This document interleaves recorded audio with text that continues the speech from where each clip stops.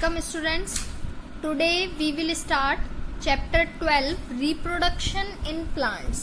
ये chapter class 7th में भी है and same chapter class 10th में भी है जो कंटिन्यू है क्लास 10th में, जहाँ हम वेजिटेटिव प्रोपेगेशन तक टॉपिक कंप्लीट कर चुके हैं।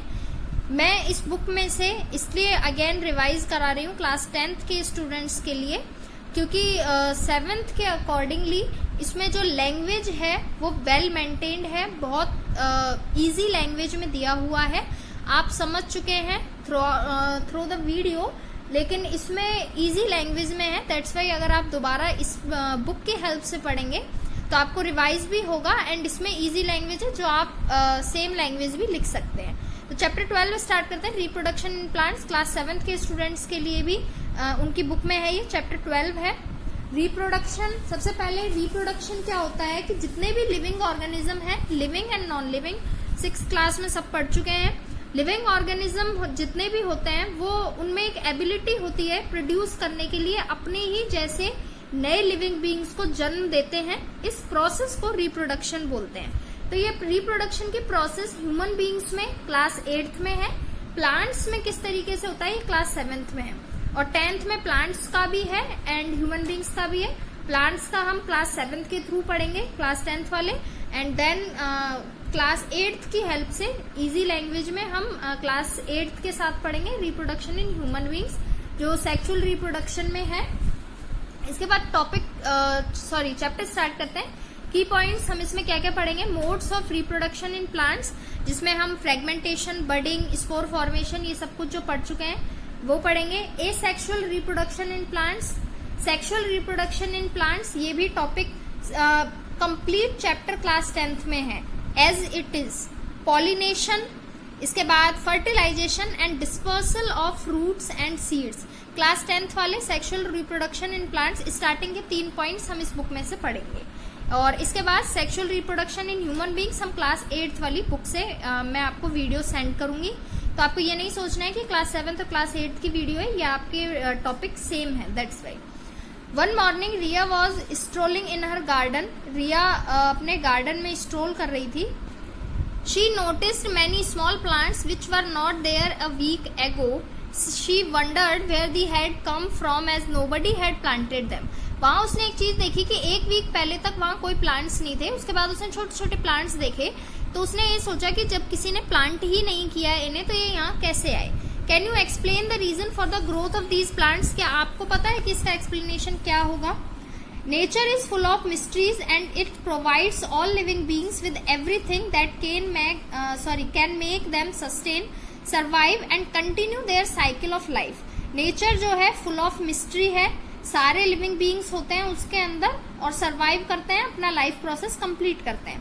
This chapter is all about the mysteries of nature that make you wonder how plants survive and continue the cycle of life. हम प्लांट्स के बारे में इस चैप्टर में पढ़ेंगे। Various life processes that we have studied earlier help the organism to survive. Life process एक chapter है complete जो हम पहले भी पढ़ चुके हैं। There is yet another important process that does not help an organism in its survival but is essential for the continuation of its own kind of nature। ये कह रहा है कि किसी भी ऑर्गेनिज्म के लिए सर्वाइवल के लिए उसका खुद के जैसे ही जनरेशन का कंटिन्यू में होना बहुत जरूरी है। जैसे ह्यूमन बीइंग्स है, अगर ह्यूमन बीइंग्स आगे नहीं बनेंगे, आगे बेबीज नहीं होंगे, तो ये जनरेशन ह्यूमन बीइंग्स की आगे नहीं बढ़ेगी। This so to maintain the continuity of life the process of reproduction is necessary. तो जो रिप्रोडक्शन की जो प्रोसेस है कि सेम उसी तरह के नए जो भी लिविंग बीइंग्स हैं उनका जन्म लेना, ये जो रिप्रोडक्शन की प्रोसेस है बहुत जरूरी है।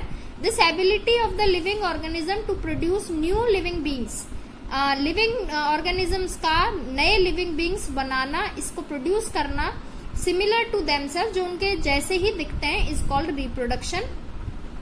This process helps all living organism to increase in number. इस प्रोसेस से क्या होता है, एक तो जो लिविंग ऑर्गेनिजम्स हैं उनका नंबर इंक्रीज होता है by reproducing young ones of their own kind. Organisms multiply through the process of reproduction. Reproduction की प्रोसेस जैसे जैसे होती है, जो ऑर्गेनिजम्स का नंबर है वो बढ़ता जाता है। इसके बाद आता है modes of reproduction in plants. The diverse variety of plants and animal ensure that the living things exhibit unique modes of reproduction. Diverse variety होती है प्लांट्स में और एनिमल्स में, ये एंश्योर करती है कि रिप्रोडक्शन के भी अलग अलग मोड हो सकते हैं। यहाँ हम 2 मोड पढ़ेंगे, एक तो सेक्सुअल रिप्रोडक्शन और एक एसेक्सुअल रिप्रोडक्शन। क्लास 10th वाले बडिंग, रीजनरेशन एंड फ्रेगमेंटेशन ये सब कुछ पहले पढ़ चुके हैं, वेजिटेटिव प्रोपेगेशन तक।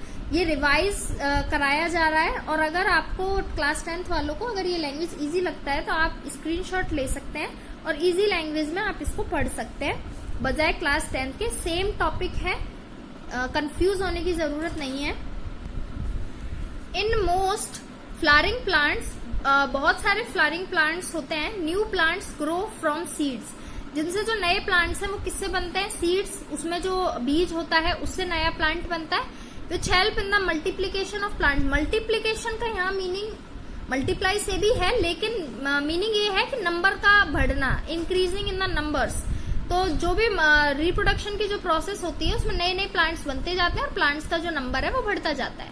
फ्लावर्स बियर फ्रूट्स, फ्लावर से ही फ्रूट्स निकलते हैं। Which in turn bear seeds, और उसके अंदर सीड्स होते हैं। और जो seeds are produced as a result of fusion of 2 cells, male and female gametes. अभी जो फ्लावर है वो सेक्सुअल रिप्रोडक्शन आता है। फ्लावर में भी मेल एंड फीमेल होते हैं। जो सेक्सुअल रिप्रोडक्शन है वो इस चैप्टर में आगे है, जो हम पढ़ेंगे आगे।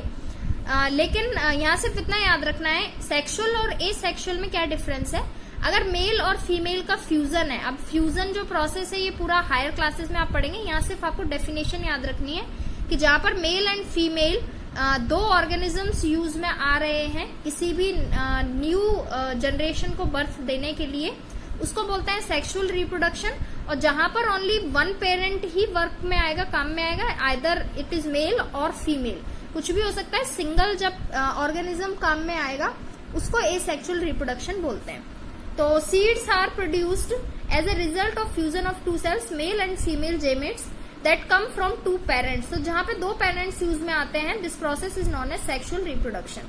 Similarly plants are also able to produce new plants without the formation of seed. अगर सीड से कोई भी नया प्लांट बन रहा है वहां पर सेक्सुअल रिप्रोडक्शन होगा, लेकिन कई बार बिना सीड के भी नए प्लांट्स बनते हैं। Such new plants grow from specially formed cells or from vegetative parts of the plant body such as root, stem and leaves. कई बार जो नए पेड़ होते हैं वो रूट से भी हो सकते हैं, स्टेम से भी हो सकते हैं। जैसे रोज है, उसकी अगर हम कोई भी ब्रांच काट के और लगाते हैं तो वो स्टेम से हो रहा है, ना कि सीड से। अगर कोई भी नया पेड़ सीड से बनता है वहां सेक्सुअल रिप्रोडक्शन होगा, क्योंकि सीड के अंदर मेल एंड फीमेल जेमेट्स होते हैं। अगर सीड से नहीं बन रहा है, रूट से हो रहा है, स्टेम से हो रहा है, चाहे लीफ से हो रहा है, उसको एसेक्सुअल रिप्रोडक्शन बोलते हैं, क्योंकि वहां मेल और फीमेल नहीं होता है, सिंगल पेरेंट होता है। तो एसेक्सुअल रिप्रोडक्शन से आपको याद रखना है single parent, and sexual reproduction का मीनिंग है male and female, 2 parents. This kind of multiplication in plants is known as asexual reproduction. तो सेक्सुअल रिप्रोडक्शन अभी क्लास 10th में फ्लावर में है एंड ह्यूमन बीइंग में है। क्लास 7th में सेक्सुअल रिप्रोडक्शन ओनली फ्लावर में, ह्यूमन बीइंग का क्लास 8th में है, और क्लास 10th में तो कंप्लीट है। इसके बाद स्टार्ट करते हैं asexual reproduction in plants. Asexual reproduction involves the production of new organism by just 1 parent. अभी हमने पढ़ा है कि जो नए ऑर्गेनिज्म बनते हैं ओनली बाय 1 पेरेंट बनते हैं। This means that in asexual reproduction an organism produces offspring without the help of another organism. इसका मीन क्या है कि एसेक्सुअल रिप्रोडक्शन में किसी भी ऑर्गेनिज्म को किसी दूसरे ऑर्गेनिज्म की नीड नहीं होती है, सिंगुलर ही वो काफी होता है न्यू जनरेशन के लिए या न्यू प्लांट्स के लिए। There are many different ways in which asexual reproduction take place in plants. अब हम बहुत सारे तरीके हैं एसेक्सुअल रिप्रोडक्शन के जो अब हम आगे पढ़ेंगे। Some of these ways are fragmentation, सबसे पहले फ्रेगमेंटेशन पढ़ेंगे। स्पोर फॉर्मेशन क्या होता है, ये सारे अलग अलग प्रोसेस हैं, इनमें क्या क्या होता है ये हम चैप्टर में डिटेल में अब आगे पढ़ेंगे। Spore formation, budding, fission and vegetative reproduction. Class 10th में फ्रेगमेंटेशन है, स्पोर फॉर्मेशन है, बडिंग है, फिजन है एंड वेजिटेटिव रिप्रोडक्शन है। वहां पर वेजिटेटिव प्रोपेगेशन बोला है, टॉपिक सेम है। एंड एक है रीजनरेशन जो एक्स्ट्रा है, जो क्लास 7th में नहीं है, बाकी एज इट इज है। तो इसके बाद यहाँ हम टॉपिक कंप्लीट होता है हमारा asexual reproduction and sexual reproduction with the definition. Now we will start first topic, fragmentation. The process of reproduction in which the body of an organism breaks up into two or more fragments and each fragment grows into a new organism is called fragmentation. तो पहले मैं आपको ये process समझा देती हूँ through the diagram. सबसे पहले हम डायग्राम देखते हैं. डायग्राम में ये जो पूरा है डायग्राम स्पाइरोगायरा में बताया गया है. ये स्पाइरोगायरा है. एंड सबसे मेन मैं आपको बता देती हूँ फ्रेगमेंटेशन जो प्रोसेस होता है वो होता है पानी में. आपने ग्रीन कलर का सब्सटेंस सभी ने देखा होगा जिसको काई भी बोलते हैं, एल्गी भी जिसको बोलते हैं, उसका दूसरा नेम एल्गी भी है. उसमें भी यही सेम प्रोसेस होता है. तो यहाँ उसका ये स्ट्रक्चर बनाया गया है कि कुछ इस तरीके से उसका स्ट्रक्चर होता है. क्लियर. अब इसमें क्या होता है कि जैसे मान लीजिए कई बार हम पानी में कुछ भी डालते हैं तो पार्ट्स हो जाते हैं किसी भी चीज को जो ब्रेकअप हो जाती है बहुत टुकड़ों में. अब 2 टुकड़े भी हो सकते हैं, 2 से ज्यादा भी हो सकते हैं. तो जैसे मान लीजिए ये जो डायग्राम है इसका, ये जो बॉडी है इस किसी भी ऑर्गेनिज्म की, अगर ये ब्रेक हुई है 2 पार्ट्स में, यहाँ पे इसने 2 पार्ट्स में ब्रेक किया है, तो सबसे पहले ये जो पार्ट्स बनेंगे नए इनको बोलते हैं फ्रेगमेंट्स. क्योंकि हम फ्रेगमेंटेशन पढ़ रहे हैं तो फ्रेगमेंटेशन में जब एक बॉडी कोई भी 2 पार्ट्स में डिवाइड होती है उन्हें फ्रेगमेंट्स बोलते हैं. तो अब प्रोसेस में क्या होगा कि 2 पार्ट्स में डिवाइड हो गई तो ये पार्ट अलग इंडिविजुअल ग्रोथ करेगा, ये पार्ट इधर ग्रोथ करेगा एंड नीचे भी ग्रोथ करेगा. सिमिलरली ये वाला पार्ट ऊपर भी ग्रोथ करेगा एंड नीचे भी ग्रोथ करेगा और इसी के जैसा एक नया ये बन जाएंगे. फिर इसके बाद जब ये एक नया बन जाएगा तो ये अलग टूटेगा 2 पार्ट में, फिर वो अलग अलग ग्रोथ करेंगे.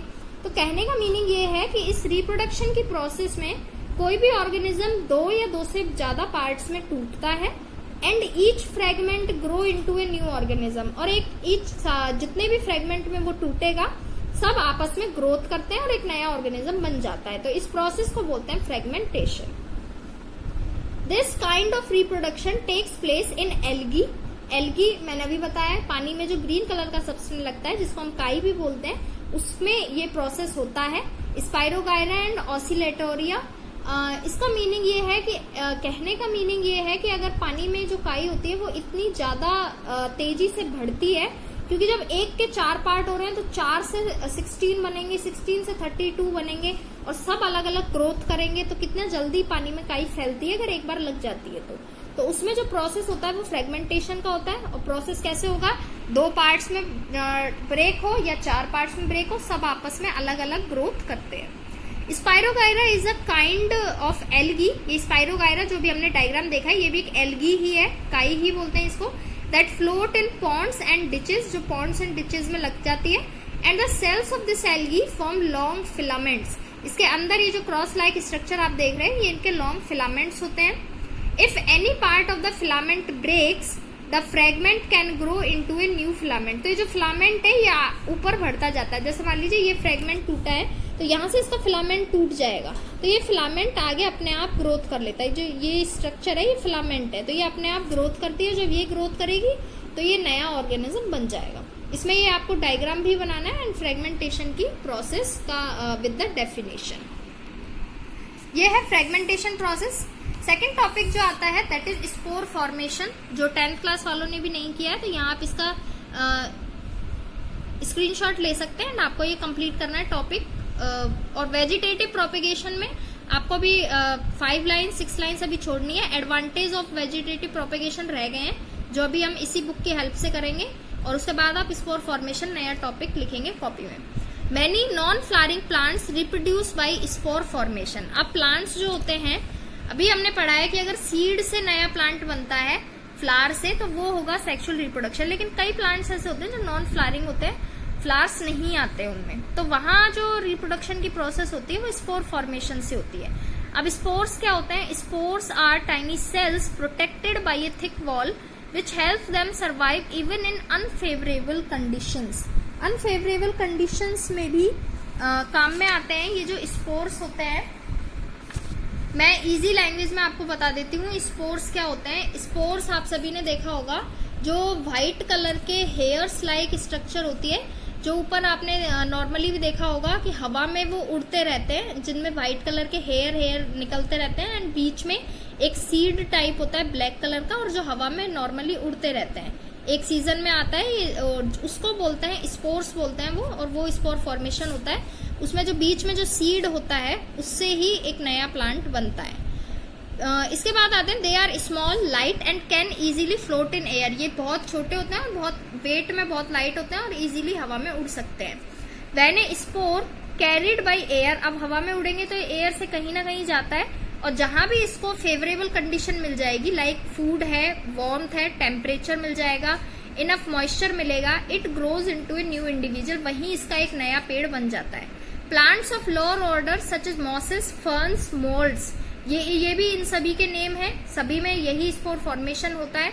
ब्रेड मोल्ड आप सभी ने देखा होगा, ब्रेड में जो व्हाइट कलर की फंगस लगती है उसको फर्न्स बोलते हैं, वो भी इसी तरीके से बढ़ती है और बढ़ती चली जाती है, स्पोर फॉर्मेशन ही होता है उसमें भी। Bread mould that can often be seen growing on moist stale bread grows when spore settle on the bread. अगर कोई एक स्पोर भी ब्रेड पर सेटल हो जाता है तो ये वहीं की वहीं बाय द स्पोर फॉर्मेशन ये बढ़ते जाते हैं। तो मेन आपको याद रखना है, मैं कहीं से आपको डायग्राम दिखाऊंगी स्पोर्स का। अगर आप गूगल पर भी सर्च करेंगे स्पोर तो आपको व्हाइट कलर के उड़ते हुए हवा में, आपने मोस्टली सभी ने देखा होगा, उसका नेम अलग हो सकता है सभी की लैंग्वेज में, लेकिन आप सभी ने देखे हैं वो।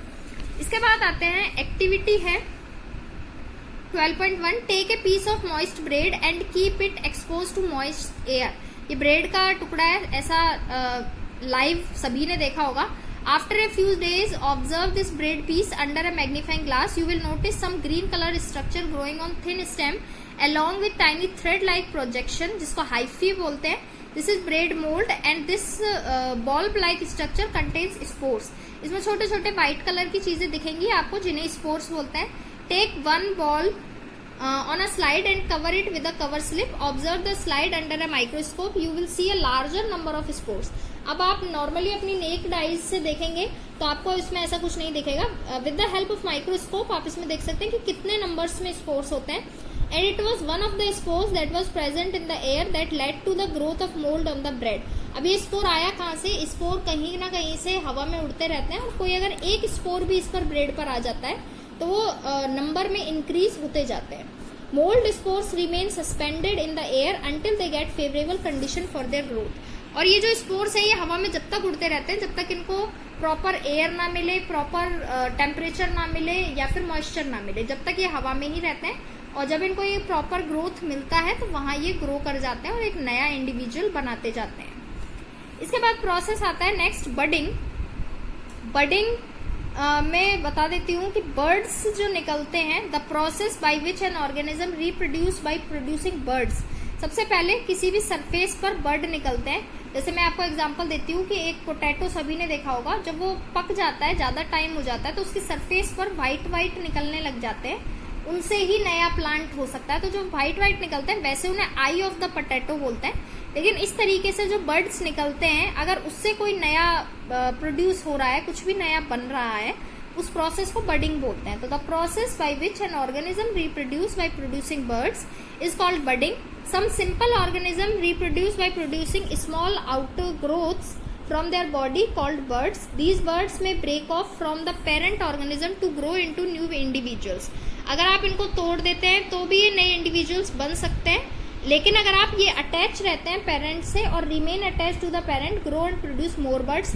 अगर ये अटैच रहते हैं तो ये आपस में और बर्ड्स भी निकलने लग जाते हैं। पोटैटो पर आपने देखा होगा कभी कि आप पहले एक दिन देखना एक ही बर्ड निकलता है, और अगर आप उस बर्ड को नहीं तोड़ोगे तो उसी सरफेस पर, उसी पोटैटो पर और बर्ड्स भी निकलने लग जाते हैं। लेकिन अगर आपने वो एक बर्ड तोड़ दिया तो वहां पर ये जो प्रोसेस है ये बडिंग का, ये वहीं रुक जाता है। तो ये डायग्राम है बडिंग का। जैसे यीस्ट में आप सभी को पता होगा, केक वगैरह बनाने में यीस्ट काम में आता है। ये वही यीस्ट है। कैसे बनता है ये बताना है कि जैसे ये कोई भी यीस्ट का एक था जिसमें से आपस में इस तरीके से बर्ड निकलते हैं, फिर ये एक बर्ड से दूसरा बर्ड निकलता है, दूसरे से तीसरा, और फिर ये निकलते जाते हैं। जब इनकी ग्रोथ हो जाती है तो ये सारे अलग अलग हो जाते हैं, इंडिविजुअल हो जाते हैं। इस तरीके से फिर ये इसमें से देखिए कितने सारे बन जाएंगे। The yeast we use to make bread and wine is a simple unicellular plant. Unicellular आप सभी ने पढ़ा है, organism having single cell to perform all the functions in the body are called unicellular, which reproduces by budding. The buds are produces rapidly, ये बहुत ज़्यादा जल्दी बढ़ते हैं, and form chains if the supply of nutrition is good, nutrition अगर अच्छा मिलता है तो ये एक लंबी चेन बना लेते हैं, and the condition are favourable. एक एक्टिविटी है, mix a tablespoon of sugar, a tablespoon of flour and half a spoon of yeast in a glass tumbler, add enough warm water to make a smooth paste, mark the level of the paste in the tumbler and cover it with a lid, check the level of the paste after 2 hours, you will observe that level has risen and that the paste has become bubbly, this is because the rapid reproduction of yeast cell and carbon dioxide released by them during respiration। जो yeast होता है ये carbon dioxide gas release करता है। Put a drop of this paste on a glass slide and observe it under a microscope, you will observe buds form on the yeast। तो microscope से आप इस प्रोसेस को, बडिंग वाली process को देख सकते हैं, ऑब्जर्व कर सकते हैं। yeast is available in packets in dormant state, it does not grow or multiply in this state। जो मार्केट में जो yeast मिलता है, केक वगैरह में यूज में लेते हैं, वो डॉर्मेंट स्टेट में होता है, वहां पर वो ग्रोथ नहीं करता है, डेड स्टेट जिसको हम बोल सकते हैं। बाद में उसे किया जाता है, केक जब बनाते हैं तो उसमें उसे लाया जाता है ग्रो करने की स्टेज पर। But multiply when it gets food, water and optimum temperature, जब उसे कंप्लीट वाटर मिलता है, आप वाटर से भी उसे वापस डेड से और लिविंग में कन्वर्ट हम कर सकते हैं यीस्ट को, जो केक बनाने में यूज में आता है। तो मेन आपको प्रोसेस याद रखना है, बडिंग का प्रोसेस का सिर्फ आपको डेफिनेशन याद रखने। क्लास 7th वाले कंफ्यूज नहीं होना है, अगर आपको ये अभी समझ में नहीं आता है तो आप एक बार पढ़ेंगे, अगेन दोबारा अगर हम रिवाइज करेंगे तो आपको अच्छे से समझ में आएगा। अभी सिर्फ आपको इतना करना है कि जितने भी मैं टॉपिक पढ़ा रही हूँ उनका सबका डेफिनेशन और एक एग्जाम्पल आप याद करेंगे, इनफ है। एंड क्लास 10th वालों के लिए सूटेबल है, आपको डायग्राम भी अच्छा मिलेगा बनाने को, एंड जो लैंग्वेज है वो भी ईजी होगी। इसके बाद जो नेक्स्ट टॉपिक है उसमें हम पढ़ेंगे फिजन एंड वेजिटेटिव प्रोपेगेशन, हम कंप्लीट करेंगे टॉपिक नेक्स्ट वीडियो में। एंड देन हम आएंगे sexual reproduction in flowers and then sexual reproduction in human beings, and उसके बाद आपका जो चैप्टर है how do organisms reproduce complete हो जाएगा।